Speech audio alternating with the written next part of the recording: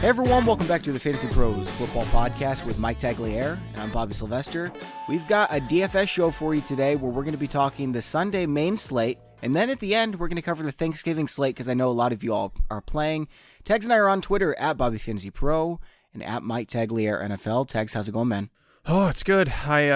This week I'm on limited sleep. I think the last 3 days I've gotten like 13 hours sleep. But it's all because I wanted to make sure I got the primer done in time for Thanksgiving so that I could spend time with the family. So it's fun. And no, I don't have to worry about not getting sleep because, Bobby, I had like a thing that just came to mind today. Why do people still do Black Friday shopping? Like go out, like, I don't mean shopping like in general. I mean, like, why do they go out to the stores at the whole midnight thing? Let's get a little broader here. Here's the real important question. Why does anyone leave their house these days? You don't need to. Why would you do it? I disagree with that to an extent. So my wife, she actually tried out this, like, the local store here, they offered like a free delivery service to us to have a try it out for groceries. And I'm like, just go to the store. And she's like, well, it's free. I'm just going to try it out. And of course they like forgot things. And she's like, well, they screwed that up. And I'm like, you go to the store for that. Like, that's normal. Dude, we got to start practicing getting groceries delivered to our house because robots are going to do it in like 7 years. So I'm all about getting groceries delivered. Just no one knows where I live, so you can't do that. Oh, yeah, I don't know why people do it. I hate them all. I hate going to wait outside. It's freezing here in Chicago. So, I mean, it's like Amazon like saves my life during the holidays. I don't leave my house at all. And plus everyone's sick. Like everyone's going to the store, like hacking up a lung and stuff. Just stay home. This is like the Grumpy Old Man podcast right now. You want to talk some football, dude? Yeah, probably a good idea. All right. Well, first of all, we do have a signed Dalvin Cook helmet to give away to one lucky listener. All you have to do is subscribe to our YouTube channel at youtube.com/fantasypros and then go to fantasypros.com/contest to enter. It takes about 30 seconds, and we're going to be giving away that bad boy. Again, it's a signed Dalvin Cook helmet, and it comes from pristineauction.com. If you haven't seen pristineauction.com yet, you are going to love it. Tags, it's a dangerous website, isn't it? My wife says it is, yes. Tags loves buying stuff from Pristine Auction. I'm always keeping an eye out because there's some great deals you'll find every day. For instance, I saw a Joe Montana signed jersey, $123 for one of the greatest quarterbacks of all time. I saw a signed Saquon Barkley Penn State jersey, just $87 yesterday. And when you buy stuff, there's no fees or anything. You pay what you bid, period. Everything's guaranteed authentic from one of the most trusted sources. There's hundreds of lots that end daily, and there is something for every fan. Put it in your cave. You're going to love this site. It's pristineauction.com, Pristine. And when you buy something from them, make sure to let them know Fantasy Pro sent you. That way we can keep doing these giveaways. All right, Tags, so we're actually going to do the Thanksgiving slate at the end. And the reason why is, let's say that I say something wrong with the slate. I don't want anyone to stop listening to the podcast. So there's going to be hindsight. Of course, we're going to get one or two things wrong. Maybe not. Maybe we'll just give you perfect advice and you'll win $200,000 like a couple other people have this year who listen to our show. Not that much. I don't think anyone won that much. Someone won 60. Another guy wrote us and said he won 35. Hopefully we can help you win, but first we're going to start with the main slate. So Tags, we'll start at the quarterback position. As always, talk cash games, circle back around, and go GPP. Then we'll go on over to Thanksgiving. So at cash games, main slate, is there someone you really like? People are going to call me nuts, and that's fine. It's fine. I'm going to play Jameis Winston in cash this week. What's wrong? Why would anyone call you nuts? Are they nuts? Well, they're worried about him being benched, and I'm not.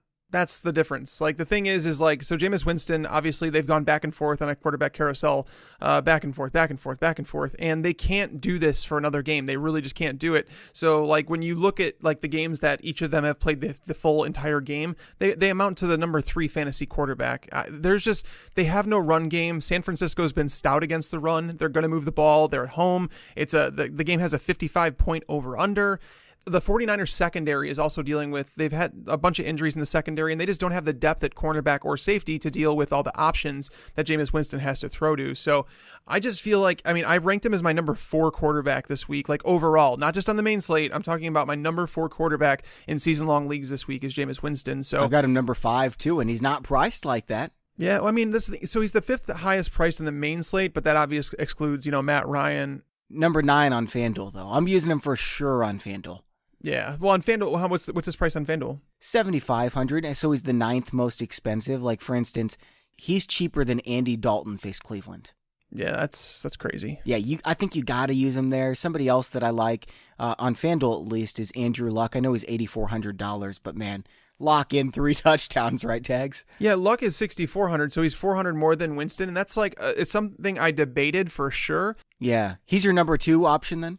Yeah, he probably would be, but I don't want to spend up that much because there's so many, like a wide receiver I want to spend up this week. So it's really tough to do that. And like looking at Winston and then like some other options I like, Russell Wilson's a good play at 5,600, Baker Mayfield at 5,500. You haven't even mentioned my DraftKings play yet. I even like Nick Mullens at 5,400, but these guys are. It's not like you're saving a whole ton of money to go down to them from Winston, and I think Winston offers a solid ceiling. He obviously has a rushing floor to him, so I'm pretty sure I'm just going to stick with Winston here. I don't know if I'd consider anybody else in cash at this point outside of, I mean, Wilson's throwing the ball too little. Mayfield maybe at 5,500, but Nick Chubb should kind of go off in this game, so I don't know if I want to play Mayfield. There's several good options. I think there's 2 great options. Well, I guess you could put Luck in there as a great option, but I have Winston like a full tier ahead of him. Now, Nick Mullens, not only does he look like me, but he's thrown the ball quite a bit. He threw the ball 39 times against the Giants. They trusted him. It didn't really go all that well, but we're talking about Tampa. I mean, he's $6,000 on FanDuel. He needs to get, 16, 17 points to hit value with how the scoring has changed lately. And on DraftKings, we're looking at 3x that he probably needs to hit. How many times has somebody not hit 16, 17 points against this Tampa Bay secondary? Against the Tampa Bay secondary, it's been like a very rare thing to see. I don't know if it's happened yet. Yeah, it did happen to Alex Smith once. So Eli Manning scored 17 fantasy points against them last week, but it was Alex Smith the week before. But again, Smith was down his top pass catching running back, 2 of his top receivers, 3 offensive linemen. So there were a lot of things that contributed to that. So yeah, they've been a matchup to attack for sure. But it's like, do you save enough money to move down from Winston? So I'll mention this, Bobby. There have been just 3 quarterbacks all year not to finish top 15 against the 49ers. And each of those quarterbacks who finished outside the top 15 were quarterbacks who threw the ball 25 times or less. We do not have to worry about that with Jameis Winston as the Bucs. Over under, he doubles that. Yeah, the Bucs are averaging 41.1 attempts per game. So and they've only intercepted 2 passes all year. So Winston, this matchup just kind of suits him really well. And I believe he kind of comes out guns a-blazing. I think there's a chance he finishes the QB1 this week. Don't forget, he runs the ball too, man. Mm-hmm. Oh yeah, he definitely offers upside. Yeah, he had 10 carries for 55 yards against Cleveland. Yep. I like Mullens too. It's just I don't know if the discount to him is enough, is all. Here's the magic number for me. So I'm a really big believer in the models. We use consensus projections, so we draw in multiple sources to build our projections, right? Okay, and so we put it into our cheat sheet. You can go to the FantasyPros homepage, scroll down under DFS, click on cheat sheets, okay? And there's something called CPP, that's cost per point. So how many dollars per projected fantasy point? And the magic number for quarterbacks this year on FanDuel has been 3,700. Those are always the most owned guys, the safest plays. You've got Cam Newton in there, Jameis Winston, Andrew Luck. Both Winston and Luck are below $360 per point. Nick Mullens is at 340 tags. I've seen that like once or twice all year. Yeah. I mean that's nice. It's nice, but have we seen a big enough sample size to say we want to play him in cash? I've seen a big enough sample size of Tampa, though, to know that I would play any goon against them in cash. I think if you want to play Mullens in a tournament with pair him with Marquise Goodwin and George Kittle, I think that would be an awesome play. Yeah. So I'm going Winston on FanDuel. On DraftKings tags, you still haven't mentioned my guy. Are you going to go down to Josh McCown at 4,300? No, I'm going to Case Keenum at 4,700. Oh, no, abso-friggin-lutely not. The models just love him, dude. Oh, Case Keenum. Give me your case on him, because I don't see it. Okay, well, first of all, he needs 13 points. He's projected for 16.9. But the thing is, the 3x model to quarterbacks, or the 2.5x, whatever it is, it doesn't apply to quarterbacks for me this year. They're just like a far and above, and I think that separates you from everybody else. And so here's the deal. Over the first 4 weeks, the Steelers allowed 324 yards per game and 3 touchdowns per game. But since then, they've allowed just 204 passing yards per game, 1.2 touchdowns. That's like along the lines of Case Keenum's typical game. I mean, ever since losing Demaryius Thomas, he's completed just 60.8% of his passes for just 6.7 yards attempt, 1 touchdown. I mean, my line, I'm not even kidding. I'm taking this line directly from my primer. if you've debated starting Keenum this week, it's best to just walk away from your computer for a bit. Oh, man. I swear to God. Okay, you got to do the rest of this podcast by yourself then, man. No, just like seriously, if you want to play Mullens, I would rather play Mullens than Case Keenum. Okay. 100%. $4,700. I mean, I guess Josh McCown is $4,300. Did you consider him for cash?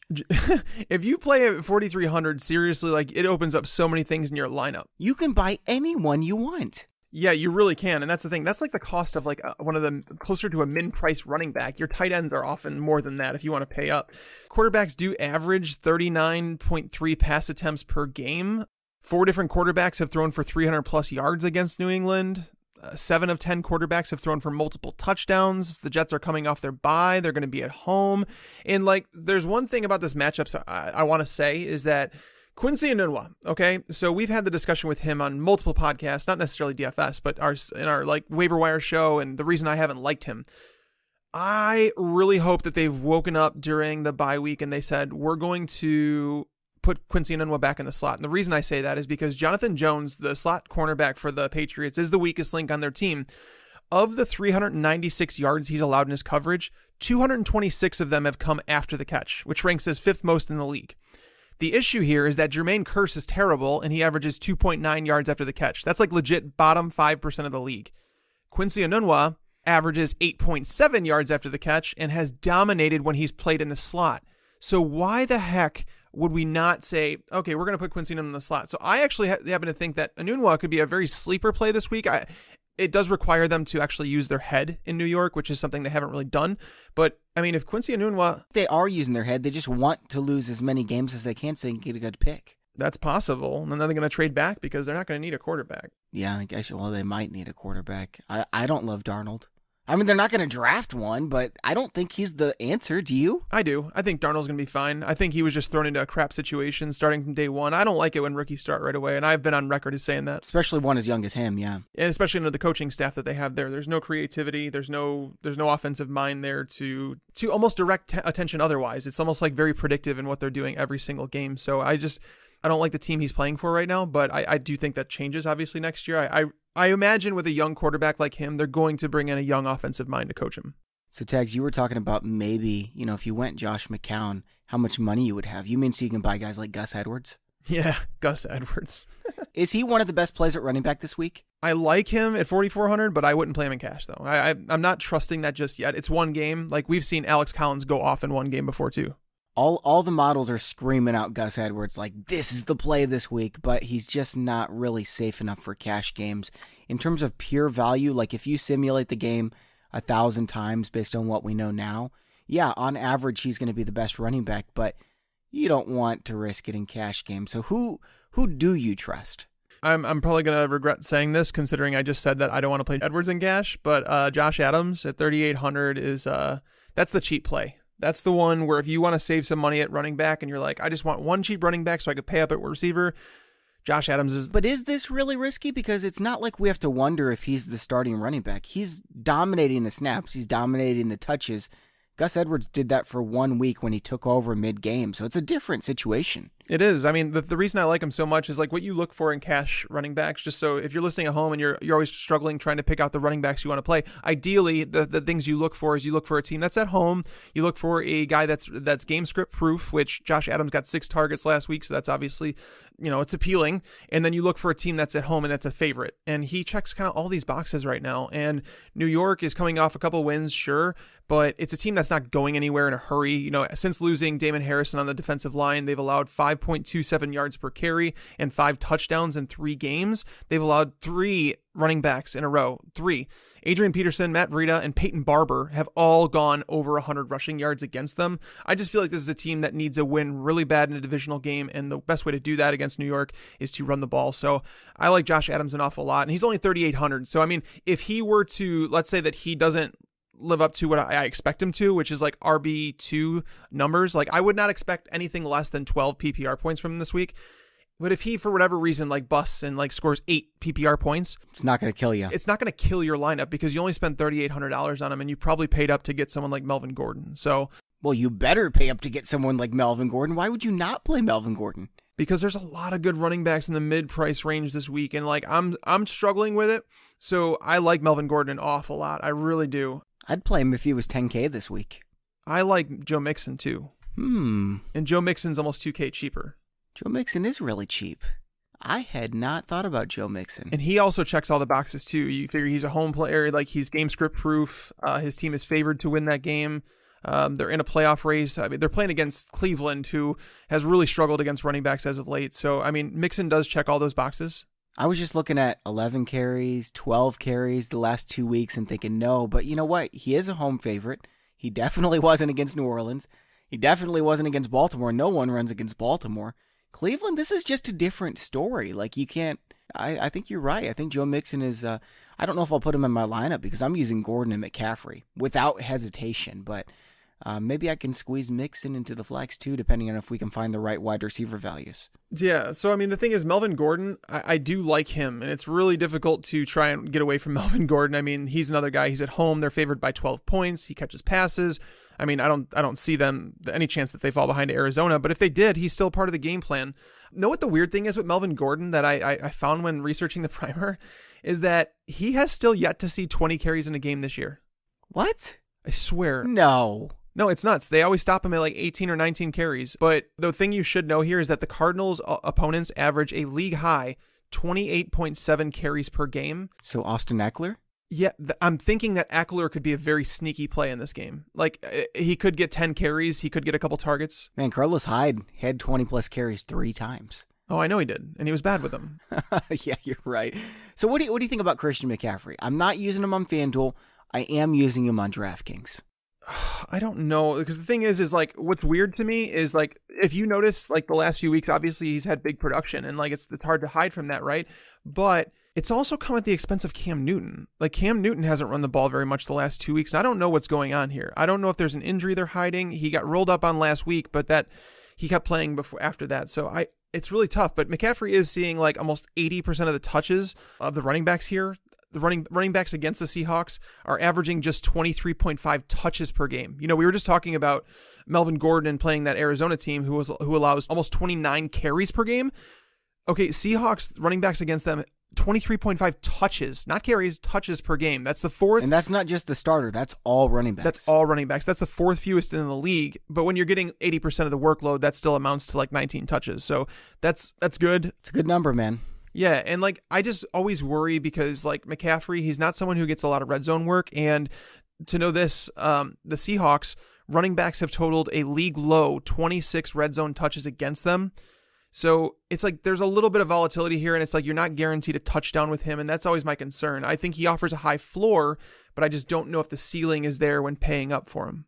Yeah, I love the floor with PPR on DraftKings. He's a little bit too high priced on FanDuel. He's 8,400. Is there somebody else at the top that you really like? Saquon? I don't want to play him against Philly, but he's like a receiver too. Yeah, the thing is like he didn't see him. He wasn't targeted very much last week. Is because I mean they only won that game by 3 points, but Philly's secondary is just so beat up. I don't know any way that you escape getting away from Beckham and Shepard, and I don't even know if they need to go to Ingram. But I wouldn't spend up for Saquon. That's just me. They're on the road. They're underdogs in that game by 6 points.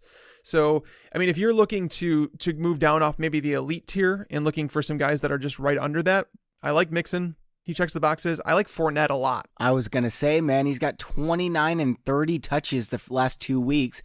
They're giving him the ball every single time in that time period. Let's see, 28 and 22 FanDuel points. It's really good. Yeah, I mean, it's hard not to see him get at least 20, 25 touches in this game, and the Bills have shown vulnerability a lot. I mean, and the Jags are actually favorites in this game too. They are. They're 3-point favorites. They're on the road, so that's the one box that he doesn't check. I would say he's probably game script proof too, because I mean they've fallen behind. He's seen targets. Like I think he leads the running backs in targets the last 2 weeks, even more than Yeldon. So like I think he's fine. But like Nick Chubb is an awesome play too. Like 6,300 for Chubb. Yeah, that's an awesome. Yeah, that's definitely against Cincinnati. I've got him as my number 3 option. Although I might move him ahead of McCaffrey. I love Fournette too. You're right. There's a lot of good options here. But is my concern with Chubb, and like maybe you could talk me through this, is like I don't know if he's game script proof. So let's say that the Bengals do utilize Mixon. They jump out to a quick 17-3 lead or something like that. or AJ Green plays, whatever the case is. Let's say the Bengals jump out to a 2-touchdown lead. Do the Browns continue to give the balls to Chubb? Because he has, ever since they traded Carlos Hyde, he's totaled at least 18 carries in every single game. And they did fall behind to the Chiefs, and they still ran the ball a lot. So, yep, that's what I was going to say. They lost by 15 to the Steelers. They lost to the Chiefs by 16. Yeah, he still had at least 18 carries in each game. I mean, he's not as safe as Fournette, and he's not as safe as Gordon. If you can afford those two, I don't know why you wouldn't play them in cash games, I guess. Yeah, Gordon's playing better than anybody in the NFL right now. Like, I mean, I don't want to say Todd Gurley is out of that conversation after one bad game, but Melvin Gordon's playing like a madman. He's awesome, isn't he? He is, and that's the thing. If they're 12-point favorites against Arizona, where do those points come from? Because, like, Arizona... What's the score going to be, 12-0? I don't want to say it's going to be 12-0, but it's not going to be a high-scoring game. Like, there have only been 4 quarterbacks against Arizona this year to throw for multiple touchdowns. There's only been 2 quarterbacks to hit 300 yards. So I don't think this is a big Phillip Rivers game. Yeah. So it's like, Melvin Gordon, you got to ride him, right? So I would think that Melvin Gordon is probably a must-play. I don't want to be left without him because, like, if you walk into that game and you're, like, staring at it and you're like, okay, I'm going into the afternoon games and I just can't have Melvin Gordon do anything. Otherwise, my cash games tank. Like, you're going to be sitting there biting your nails all game because Melvin Gordon just continues to do it every single week. So, Tags, we've already named our recommendations. I think we would agree. Gordon is up there, Chubb, Fournette, Mixon. Anyone else you want to throw in that conversation as a recommendation? There's 3 in the middle tier. Like, that's what I'm saying. There's so many running back plays this week. There's so many different combinations. Like, I've been trying to narrow. Yeah. Oh, yeah. You said Adams as well. Yeah. I like Josh Adams down cheap. But the other 3 that I would mention in the middle tier, like if you need to save a couple $100, Sony Michel, awesome play. Matt Breida at 5,700 and then Marlon Mack at 5,500. Like, they're all good plays. Oh, and I've got some more names. I wasn't going to name any of those guys. Our model loves Phillip Lindsay against Pittsburgh. 15.7 projected points for $5,600. David Johnson, James Conner. I don't want to play James Conner until I see him get back on track. He's had 2 bad games in a row, and he looked really bad last week, like legit bad. I don't know if like that concussion, if there was like effects of that. You remember that year that Spencer Ware had that concussion, and then he came back and he just wasn't good? Like, I hope that's not the case with James Conner. I really do, because he's been fun to watch, but he was terrible against the Jags. Terrible. Yeah, he dropped that touchdown too. Yeah, he had 2 drops in that game. Like, I'm worried about him, but as far as Lindsey goes, this is one where I'm like struggling with because Pittsburgh was so good against the run up until 2 weeks ago. And then all of a sudden they let Christian McCaffrey run all over them, and Leonard Fournette looked pretty good last week as well. So it's like we're seeing them trend in the wrong direction, but there wasn't any injuries. I don't know what's going on there, but Phillip Lindsay, he's missing his 2 starting guards and his starting center. So the entire middle of that offensive line is missing. It's all backups. So I'm struggling with playing Lindsay over someone like Breida or someone like I said, Marlon Mack or Sony Michel. Yeah, I could definitely see that. All right, man, we'll move on over to wide receiver in a second. Tags, I know you love playing cash games. You play some GPP too. I love playing GPP just because, like you've mentioned, I'm kind of an out-of-the-box kind of guy and thinker. The way I look at things, I love game theory and strategy. So a lot of people are going to be playing the Sunday Million on FanDuel, which is great. Like, there's a ton of money that can be won there. But for me, what I'm excited about is this $9 contest to the World Fantasy Football Championship in December. So it's 1 out of 5,000. If you finish first out of that group, you're going to New York. It's a $32,000 value, and you get to compete for the World Fantasy Football Championship. Humongous prizes. So, Tags, when I win this bad boy, I get to take someone. You want to come with me? Hell yeah, man. All right, and you can help me. You can talk me away from picking guys like, we don't have to remember my bad calls from last week, but there was one. So check out FanDuel.com. Their app is awesome as well. They've got contests for everyone. They've got the Thanksgiving contest going on and tons of money to be won there. Like I mentioned, the Sunday Million, and I love the World Fantasy Football Championship qualifier. I think this might be your last chance. Maybe next week is your last chance to get into that bad boy. So I would put in an entry or 2. I'm going to put in like 5. Hopefully I can take it down. Nice. All right, man. Wide receivers, where are we going? Oh man, it's hard to move away from Antonio Brown up at the top. They're giving you a slight discount on him. I mean, it's not much. It's not like you're getting a massive discount on him, but at 8,700 against the Broncos, I like him. I don't know what's happening with that team, but apparently Adam Jones was cut. He was like a starting cornerback for them like 2 weeks ago. He was like probably their best perimeter cornerback. And now Tremaine Brock is starting. He's a 9-year veteran who's been mediocre his entire career. You have Bradley Roby, who is in concussion protocol. We don't even know if he's going to play. So that would leave Chris Harris. I mean, Chris Harris has started playing on the perimeter because their cornerbacks have been so bad. He's not as good out there, though. No, he's not. Like, that's why Keenan Allen had a good game last week. Keenan Allen burned him, and Antonio Brown is like, he's that dude. Keenan Allen, by the way, looked like pristine Keenan Allen last week. He's going to blow up soon. Not this week, but everyone's sleeping on him. I'm going to start using him in DFS after this week, and I'm going to be making some money. Yeah, for sure. I mean, I don't even think he's a bad matchup this week against Arizona. You just need them to score points is all to keep the game so that he continues to get receptions. But yeah, the Broncos, even with like their secondary relatively healthy, they've allowed Sammy Watkins, Robbie Anderson, DeAndre Hopkins, Amari Cooper, Robert Woods all to go for 100+ yards against them. Antonio Brown now has touchdowns in 8 straight games. I don't see any reason that you need to fade Antonio Brown in this matchup. But the question is, Bobby, would you rather play like Odell Beckham against a Philadelphia Eagles secondary that is legit? It's a great play, but he's not my top play, though. No? My top play is Mike Evans. I love Mike Evans, too. Yeah, Mike Evans is awesome with Jameis Winston passing him the ball. You look at what he's been doing this season, man. 28, 22, 26, 30, 24. He is having a monster season. He's had big games for sure. And the matchup against San Francisco, the reason I like Mike Evans so much is because he lines up at left wide receiver and in the slot about 70% of the time, which means he's going to be away from Richard Sherman most of the day because Sherman sticks at left cornerback, which is the opposite side of the field. They never change that? They never do. Like, so Sherman at the end of the Packers game when they were playing that, Sherman was like, oh, let me follow Devontae Adams, but he followed him into the slot. So that was like not by design. It was just Sherman saying he wanted to do it. But no, they're not going to do that because Deshaun Jackson would then line up against Ahkello Witherspoon, and that's not good. Witherspoon is the one who's going to cover Evans most of the day. He was benched earlier in the year. They've kind of gone back to him because they just don't have the depth at cornerback. He's allowed a touchdown once every 10 targets in his coverage. And quarterbacks have totaled a 113.7 QB rating when throwing at him. There's been 5 wide receivers who have totaled at least 100 yards against them this year. So, I mean, I like Mike Evans this week, especially like with no OJ Howard. That's going to free up, a couple targets a week. Like, I think Cameron Brate is going to see obviously an increased role, but I think it's going to open some things up down the field for Mike Evans. I also love Josh Gordon against the Jets. He's $6,800 on FanDuel. What a price, man.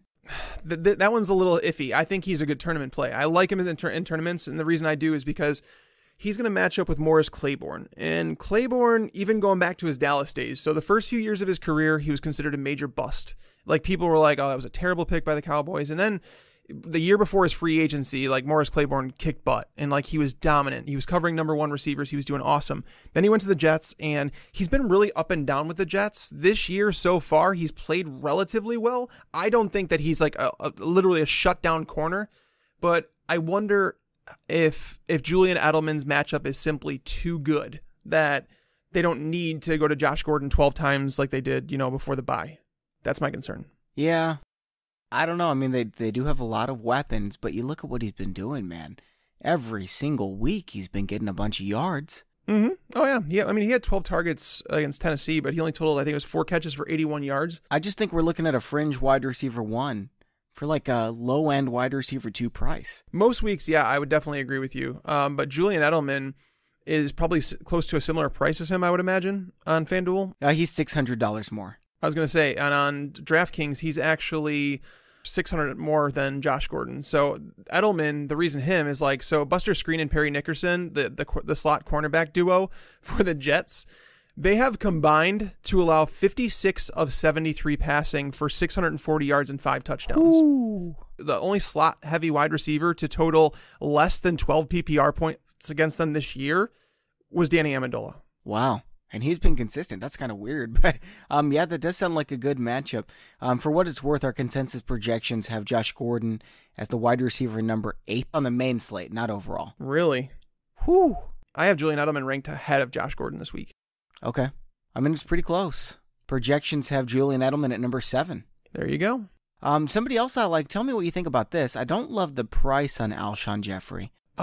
Jeffrey is not a bad play in tournaments, but I don't think you need to go there in cash. Yeah. He's had 3 great games, 4 decent games. One was against the Giants, though. They didn't shadow him with with Janoris Jenkins, but even if they did, Janoris Jenkins has been terrible this year. So yeah, I remember Alshon eating in that game. Eight receptions, 12 targets, 2 touchdowns. Mm-hmm. Yeah, I remember that game because I was shocked at like literally how soft the coverage was on him. So it's not to say that can't happen again, but their passing game is a little out of sync right now with the addition of Golden Tate. Like, it's just not operating right. Even Zach Ertz had a bad week. So who else do you like at the wide receiver position? Adam Humphries?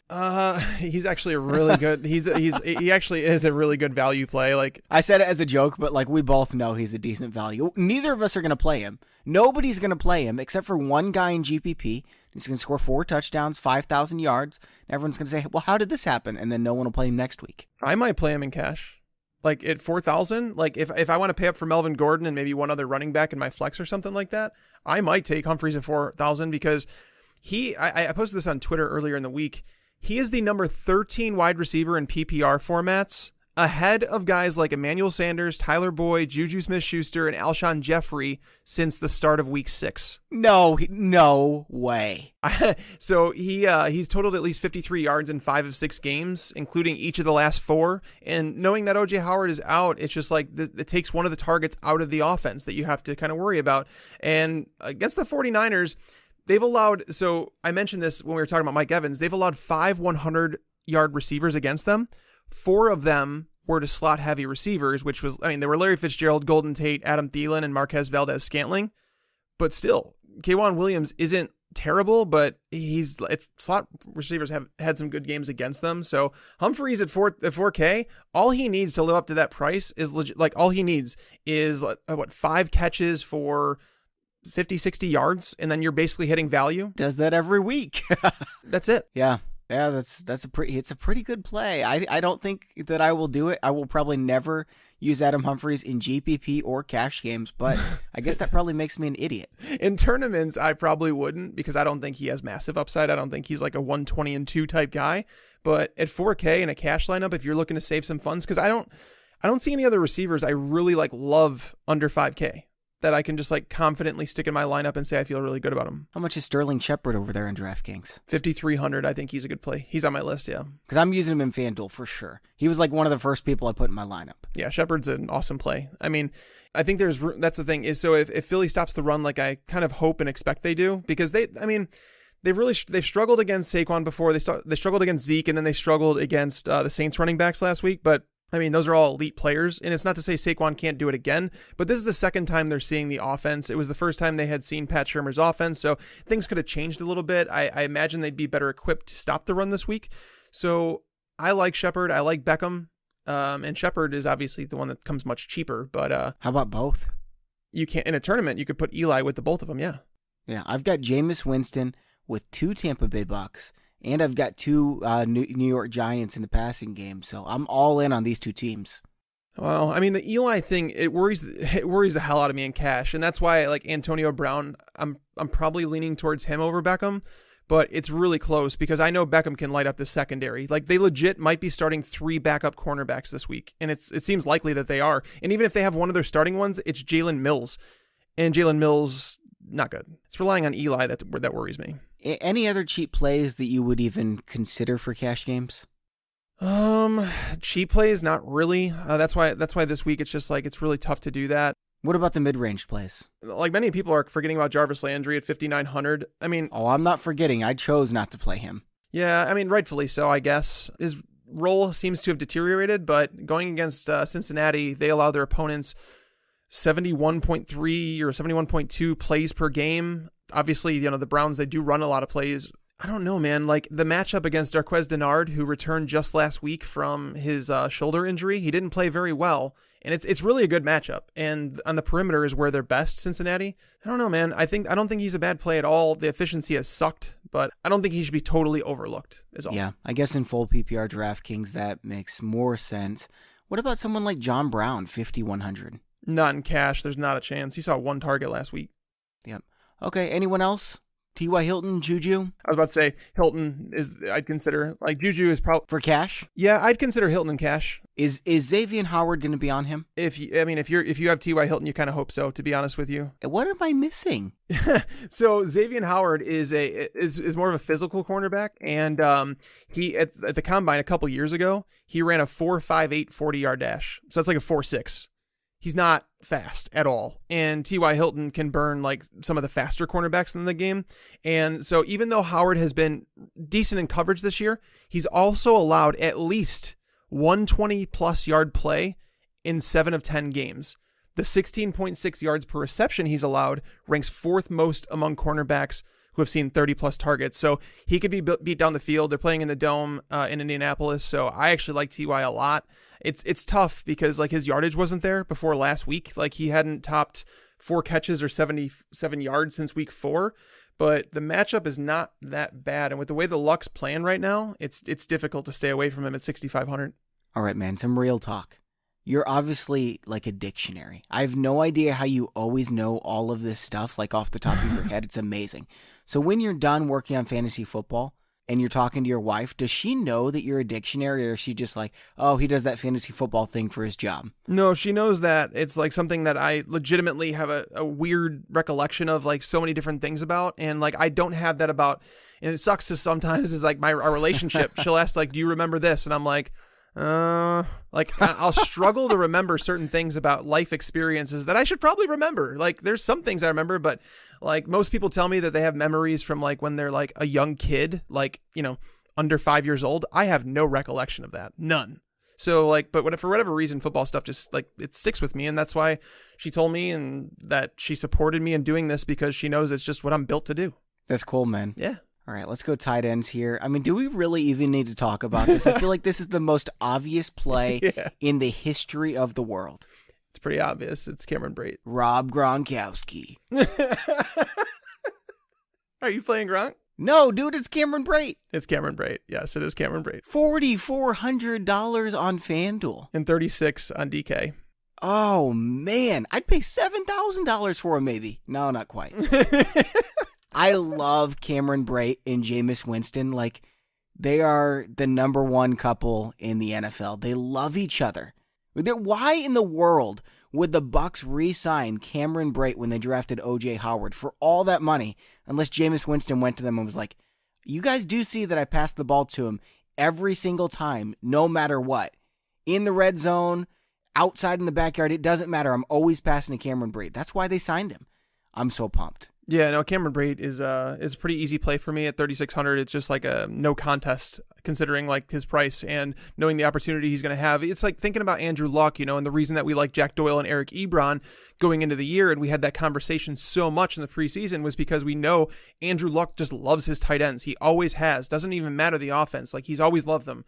And Jameis Winston is the same guy. And we've seen, I mean, between Brate and Howard, they've combined to average 7.4 targets per game this year. So I don't know if Brate sees all of that, but I would imagine it's going to be 5+ targets against this defense. So yeah, I like Brate an awful lot. Let's say FanDuel and DraftKings come together and they say, Cameron Brate's price is so low, we're just going to take him off the slate. Who would you choose? Who would I choose? I'd probably pay up for Kittle. Okay. I haven't even thought about it, so I'm not really going to give an answer because obviously that's not going to happen. Just play Cameron Brate. Yeah, I think Kittle's a great play though. Like if you have some extra money, like if you feel comfortable, like, you know, talking about a lot of the running backs that we did, and like, you know, if you don't play Melvin Gordon, you're going to have some extra cash available. And I don't know if you want to do that, but if you did, you know, we talked that 1 week about paying up for Travis Kelce, and that one worked out. I think he scored 2 touchdowns, had like 98 yards in that game. I think that's one of those weeks for George Kittle. I actually have him ranked as my tight end 1 this week. The Bucs have allowed 6 tight ends to post 15 or more PPR points against them. No other team in the NFL has allowed more than 4 of those performances. Yeah, that's pretty rough. Yeah, and Nick Mullens has like found him like consistently. Like those two have a connection. He's seen 14 targets with Mullens. He's totaled 13 receptions for 191 yards and a touchdown from 2 weeks. Let's go defense special teams. Are you paying out for the Bills? I haven't really decided on my defense yet. I'm like so torn. I think Philly's a good option in cash at 2,400 because like typically when I'm playing my defense, I'm looking for like a high floor, and Philly's at home. They're 6-point favorites. They're playing against Eli Manning, who we know just falls down like if you get him by a shoestring. And like they have to bring the pressure. They have to, because that secondary just can't hang with those wide receivers very long. So I expect them to blitz a lot. And I think they should present a high floor, but I'm really torn on it. I think the Bills are a good play too. Baltimore, obviously. I'm definitely going Eagles on DraftKings. On FanDuel, it's a different story because of the price points and everything like that. But you remember last year when everyone said that the Giants' offensive line was so bad? Eli was sacked 31 times in 15 games. They've been 10 games this year. 36 sacks. That's not great, Bob. It's like a guarantee, 3 sacks. Yeah, pretty much. You can sign up the Eagles for 3 sacks, 2 turnovers. Doesn't matter what else happens, they're safe. Well, I mean, that's the thing, is the Eagles themselves, even against offensive lines that aren't as bad as that, they've had 4 sacks in 3 of their last 5 games. So, yeah. Yeah. All right, so who do you like? I mean, if you want to pay up, if you're willing to pay up, I think Baltimore's worth it at 3,300. They're a team that's at home. Well, yeah, they're 5,000 on FanDuel, so I can't do that. Against the Raiders, that's a really good play. The Bills are a good one, obviously. They're only 27 on. What about the Jags against Buffalo? Awesome play, but they're 4K on DK. Yeah, they're 4,800 on FanDuel. I think I'm just going to play the Browns against Cincinnati. They're $3,100. I need all the money I can get. They're a road underdog, and I like when I'm playing my defenses, I'm typically looking for a home team, ideally one that's favored, because you're going to look at games like negative game script for the opponent. So you love the Bucks then? Is that what you're saying? No, I would never play the Bucks. Like I don't care who they're playing. Well, I need to save some money, so who are you recommending then? Like I said, I think Philly. I mean, 2,400. I would go Philly. Okay, 3,800 on FanDuel. Can't use them. I don't have the money. What about Seattle? I guess Seattle against Carolina. I don't know, man. Cam Newton's playing a lot better lately. Seattle is racking up the sacks lately, though. Well, you're digging in the ditch, man. They've got 20 sacks in 5 games. I don't know, man. I want to use Odell Beckham, Mike Evans, Joe Mixon, Melvin Gordon, obviously Jameis and Cameron Brate. Mm-hmm. I guess I don't know. I'll figure it out. I'll let y'all know who I'm picking at defense. All right, Tags, let's cruise through GPP. That way we can circle around and give some of our favorite Thanksgiving plays. Defense, give me a name. Yeah, defense, I mentioned Seattle. I think they're a good one. And I also think the Chargers at 3,400. They're coming off a bad game, but with Joey Bosa back, I think they were just getting used to not having Corey Legit last week, and it's possible that defense has a pick 6, multiple sacks. There's just a high floor with the Chargers. I'm going San Francisco. I know that they only have 2 interceptions on the year. They also haven't played Jameis Winston, who can sometimes just absolutely melt down. I think that there's a chance here that they get in the end zone, and anytime you can get that from a cheap defense, it's a good way to roll. Tight end, I'm not playing anyone else in GPP besides Cameron Brate. I'm playing him in GPP and cash games without thinking twice. Yeah, I like him in both. I mean, if you like in tournaments, I like Gronk actually a lot. I think that he'll be under-owned. So many people are so down on him right now. But Gronk at 5,100, it's a tough matchup against the Jets and Jamal Adams. But again, Gronk was somebody that nobody ever hesitated to play. He's still Gronk. Yep. Yeah, this is probably going to be the lowest you'll get Gronk owned, to be honest with you. Yep, $6,900 on FanDuel. I think they did that on purpose. They probably did. All right, wide receiver. Wide receiver, I mentioned him earlier, but Marquise Goodwin at 5,600. I like him quite a bit against this Tampa Bay defense. I like DJ Moore. Coming off the big week, I think a lot of people are going to fade him in GPP. I think he'll be more popular in cash games, but in GPP, everyone's going to be like, probably won't happen again. That happens sometimes. I don't know, because the thing is, so many people want to buy into the trends, and he's cheap enough where I think people will play him at 4,600. I think Funchess actually has a better matchup than him this week. But if you want to go down cheap, I think Chris Godwin at 4,100 wouldn't be a bad play. There's so many things that fall from that OJ Howard thing where it's just it kind of falls into the rest of the offense. And if for whatever reason Cameron Brate busts or Adam Humphries doesn't get whatever, it could be Chris Godwin. He's only 4,100. I got 3 names for you. Tell me what you think. If I'm crazy, just talk me off the ledge, okay? D.D. Westbrook against Buffalo, Quincy Enunwa against the Patriots, Marcel Atman against Baltimore because he's the only healthy receiver they have. Yeah, I'm not going to play 8-man at all because I just don't trust Derek Carr. He's just too inconsistent. And Baltimore's defense, but man, I think he's probably going to get 7-8 targets. Yeah, even if he does, I would be shocked if he finished with more than 40 yards in the game. I think his upside would be 80 yards. And you almost need multiple touchdowns too. He's not getting that against Baltimore. Yeah, I think D.D. Westbrook's a sharp play, to be honest with you. So Teron Johnson, one of their slot cornerback, he left the game with the Jets with a shoulder injury, and he was in a non-contact jersey at the start of this week. So if he's out, they have to start Rafael Bush in his spot, and he's like typically a safety. He's really struggled in coverage. Would he cover Westbrook or Moncrief? It'd be Westbrook, because Westbrook is the one who's playing out of the slot, and people would be shocked to know that D.D. Westbrook, smaller guy, quick guy, his average depth of target is 6.4 yards, which is like stupid. It's stupid. It's almost like he's turning into Danny Amendola, and they're requiring him to do a lot after the catch. And Rafael Bush has actually allowed over half of his yards have come after the catch. So I think that D.D. Westbrook, if Teron Johnson's out, I think that D.D. actually becomes a decent play in a tournament. Would you use him in cash games? No, I wouldn't do that because I don't trust Bortles. I legitimately will never trust a Bortles wide receiver in cash, ever. Okay, that's definitely fair. Running back. There's, like I said, there's so many good running back plays, but if you want to like a somewhat contrarian play, I guess, like Elijah McGuire at 3,600, it's not exciting. I'm not really excited about it, and I don't think you need to go contrarian at running back this week. I just think that there's so many good running back plays in the middle price territory that you don't need to go down like Josh Adams. But do you have any cheap running backs? Matt Breida. Yeah, I like Brate. I actually think he's playable in cash, 5,700. Mm-hmm. Besides that, I mean, we've mentioned pretty much everyone else. Gus Edwards. What do you think about Alex Collins? Is there any chance that he's just the starter again? We forget Gus Edwards happened and he tears up the Raiders? Oh, it's possible. 100% possible. So I don't think it's like the craziest thing. He's actually $100 more expensive than Gus Edwards on. I felt crazy when I said it, but no one else is going to do it. And I think there's a chance he has a big game. Yeah, and Oakland allows the most rushing yards per game. So, I mean, if they do switch and like he happens to hit 2 touchdowns against Oakland, you're looking really pretty. Yeah. Peyton Barber, can he do it again? No, I agree. I was testing you. Yeah, no, for sure.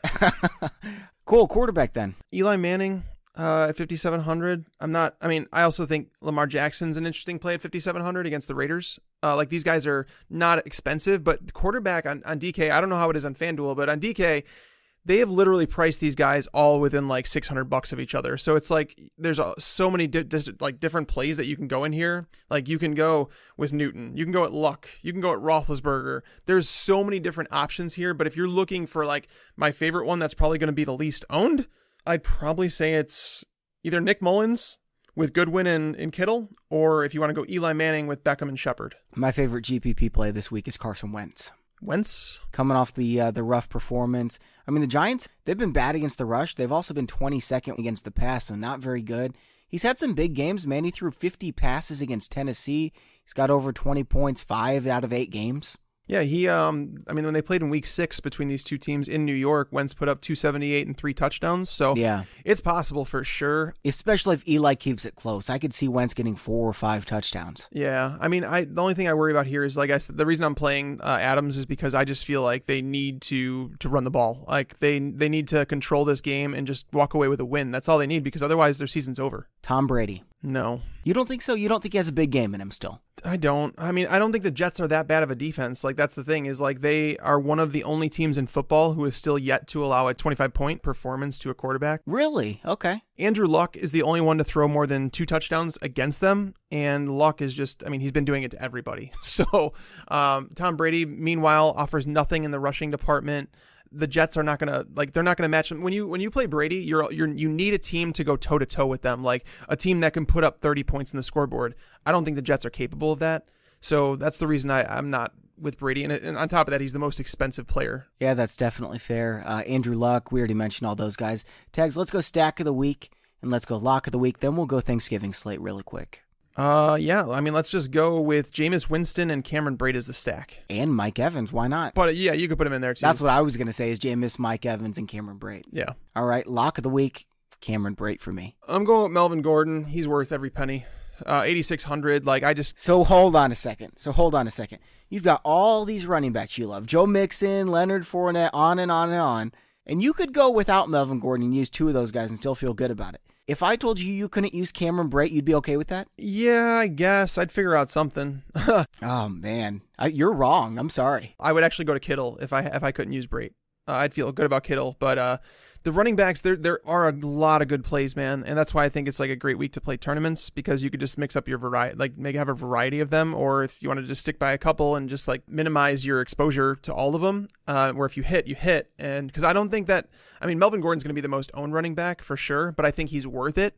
But outside of him, I don't know what other running back is going to be like highly owned, because you have Mixon, Fournette, Chubb, Michelle, Brate, Mack. Like all those guys are in a similar price tier. We don't have anyone over 25%. You're right. Yeah, that's what I'm saying. It's just like there's so many different running backs you could play this week, but Gordon is the one that I literally just I would hate to look at my lineup and think, crap, I don't have Melvin Gordon. That's fair. I think he's a great play this week as well. Oh, I forgot to mention Austin Eckler and GPP. I know we're bouncing back. I do not want to forget Austin Eckler and GPP. Yeah, for sure. Love it. All right, Tags. Thanksgiving slate. Here's how we're going to do it. We're going to count down our top 3 plays on the Thanksgiving slate. You get to go first with number 3 and take your time if you need. Oh, man. I'm going to go with Matt Ryan. I love Matt Ryan this week. I think that a lot of people are just forgetting how good that this offense can be, and the fact that New Orleans doesn't allow anything against the run. Like legit, they've been one of the best run defenses in the league.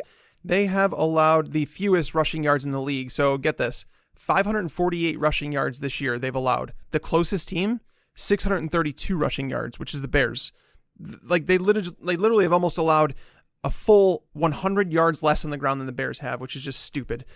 So I think Matt Ryan's an awesome play. Awesome. People are going to play Breeze. Breeze will be more owned, but I think that Ryan's the play.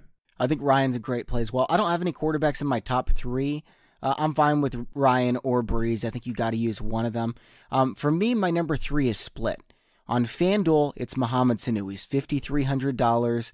He's in a great matchup against the Saints. On DraftKings, my number 3 is Taylor Gabriel. Tags, he's $3,700. Do you trust him with Chase Daniel? That's the question. I like Chase Daniel just fine. I think Chase Daniel is...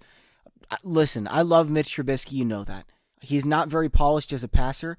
I would not be surprised at all if Chase Daniel throws more passes than Trubisky does per game. I think he's a polished passer. I think he's ready to step right in.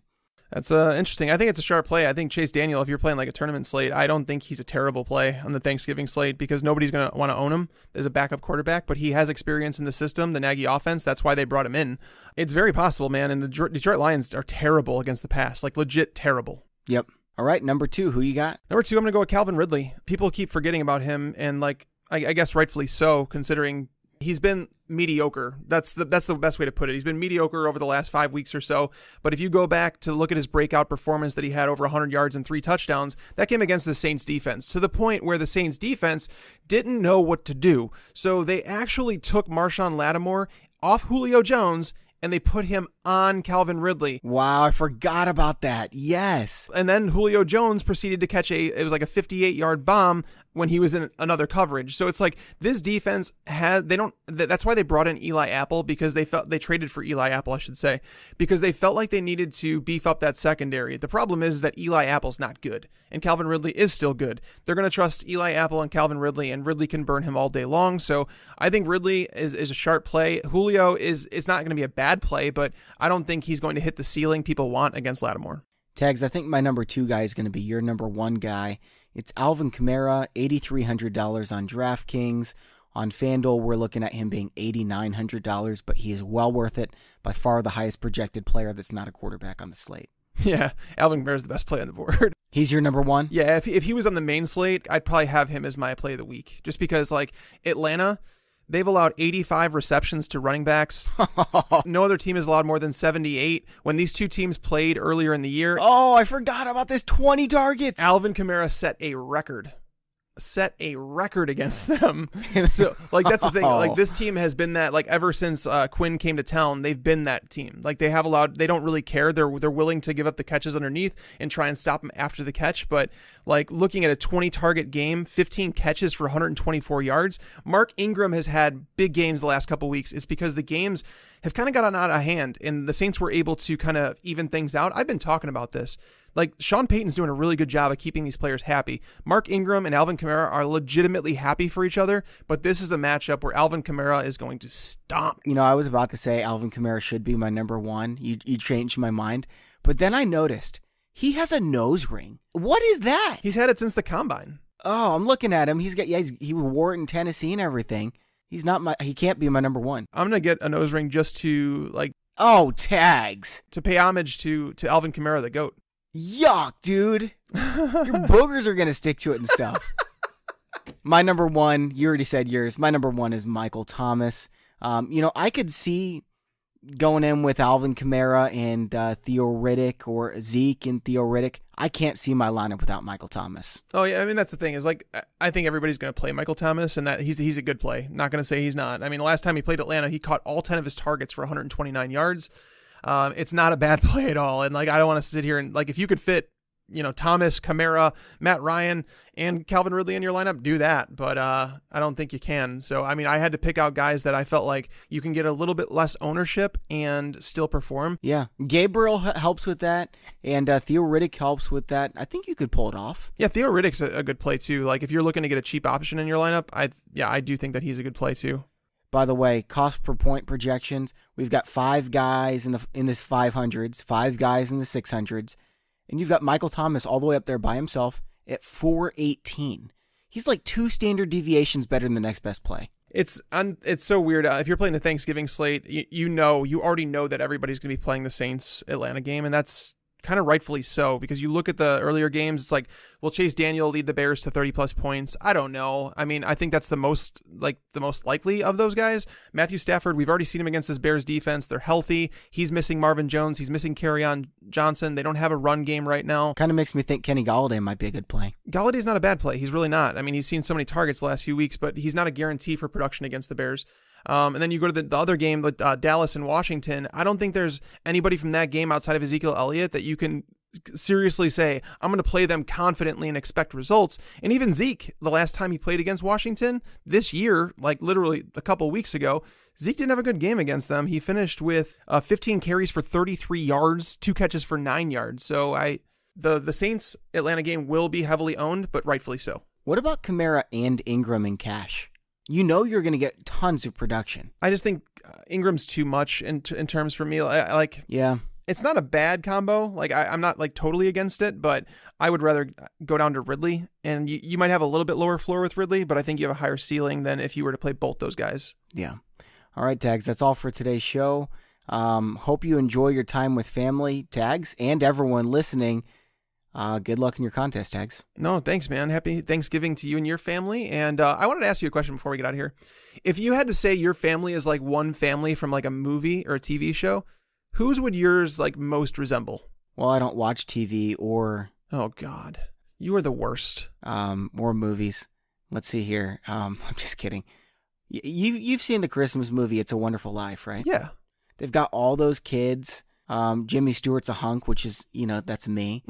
And Donna Reed was like the perfect wife. That's my wife. So yeah, It's a Wonderful Life. That's funny. Yeah. I'm not like on the verge of killing myself though, so don't worry. Yeah, no, we have 2 big families, and I would compare mine to like a. You going with Prince of Bel-Air? No, definitely not that. We're not that funny. But we have a big family, so I would go with someone like Home Alone, where we'd probably forget a kid behind. That's pretty good. All right, man, that's all for today's show. And thanks to the sponsors of today's show, Pristine Auction, where they've got hundreds of items that end daily, some really great prices. Everything's guaranteed authentic from the most trusted sources. You can sign up for the signed Dalvin Cook helmet giveaway at fantasypros.com/contest. Subscribe to our YouTube channel at youtube.com/fantasypros. And thanks also to FanDuel.com. Check out their World Fantasy Football Championship qualifier, $9 to enter. One lucky person is going to go to New York for the live final. It's probably going to be me, but maybe you can get second place. For Mike Tagliere, I'm Bobby Sylvester. Thanks for listening, and enjoy your football. I just wanted you to watch me dissolve.